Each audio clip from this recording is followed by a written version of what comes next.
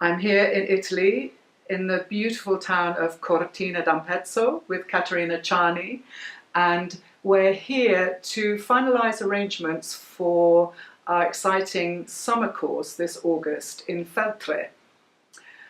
Whilst here, we've been invited into the home of the internationally renowned soprano, Madelyn Reneé, who is going to chat to us about her life and career, and also give us some wonderful advice for those starting out. Thank you very much, Therese. I'm looking forward to our discussion. You've sung everywhere in the world, in all the greatest opera houses, with all the greatest conductors. But when did you actually first realise that you wanted to sing? Well, I think people know from the time they're very small that they have a voice and they enjoy singing, because singing is such a natural thing and music is around us from the time we're very little. So I started to sing in front of the mirror, listening to Broadway musicals when I was about 3 or 4 years old.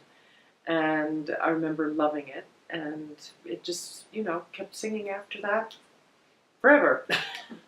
I started training my voice when I was around 15. You really can't start, 15, 16, you really can't start much sooner.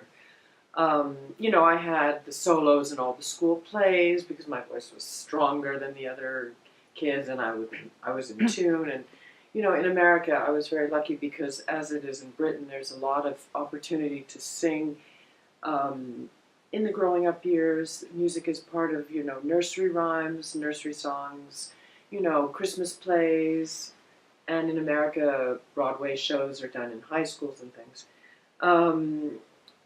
I don't think you can start to train your voice formally because, like the rest of your body, your voice is your instrument, but your body is also maturing. And your body changes throughout your life, and your voice does too. So you can't really start training too early. And at about 15, I started to work. And of course, I was working with a very lovely contralto in Boston. Her name was Pamela Gore. She had just, she'd come out of the New England Conservatory. I'm from Boston. And she started me singing the Italian opera arias, the arie antiche.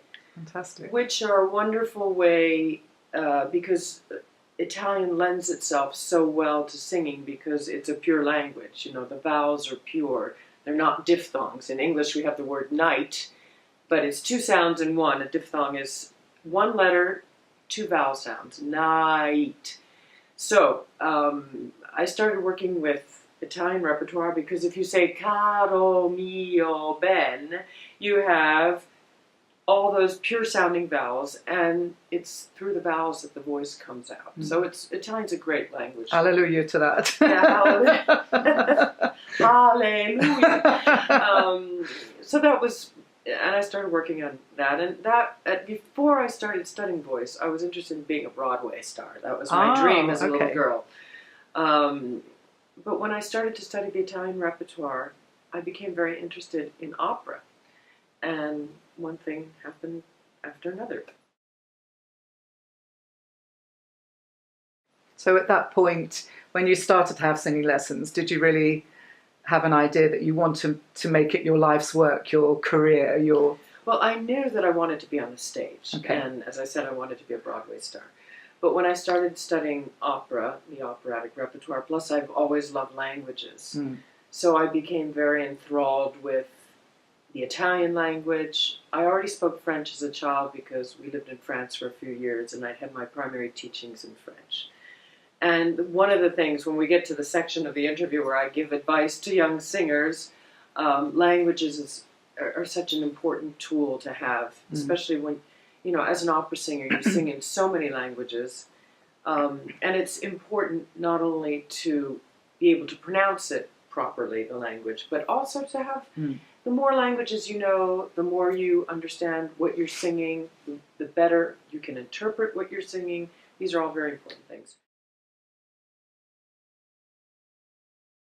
How important do you think it is to go to Conservatoire and study as a singer? Do you think you can have a career as a singer through different routes, or what's your opinion about that? Yes, I don't think it's absolutely necessary to go to conservatory. I think conservatory is valid for many reasons. First of all, I think it's important to know how to read music well. I think it's important to study music theory, ear training, harmony, all those things.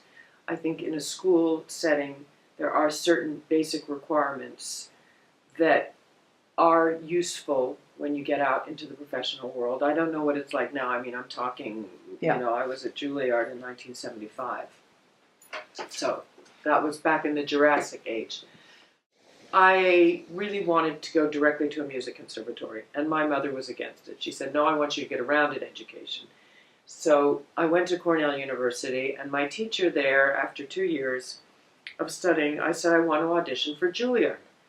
And she said to me, don't audition. You're not ready. You'll ruin your chances for when you're ready. And please, it would be a terrible mistake. So I went to the dean of the Arts and Sciences School, which is the school I was in. And I said, Miss Troxell says I shouldn't audition.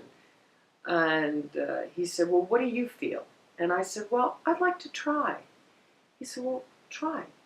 So I auditioned for Juilliard, and I got in, and I transferred. And the reason I'm telling you this story is because it's always a good idea to listen to your teacher, but you also have to listen to your gut. Yes. Your inner feelings, because that is what will carry you through life and through your career. Your instincts about what is right for you, what is right for your voice. And I got into Juilliard, and I spent 4 years there. The important thing is that you have a good teacher and that you work on your voice.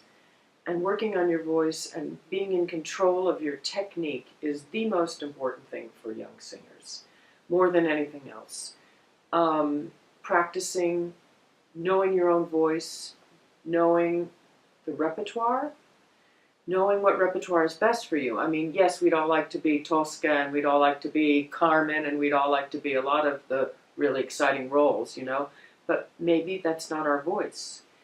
And this is an important thing to understand, because when you go to auditions and you pick your repertoire and you pick what you want to sing, it has to be right for your voice.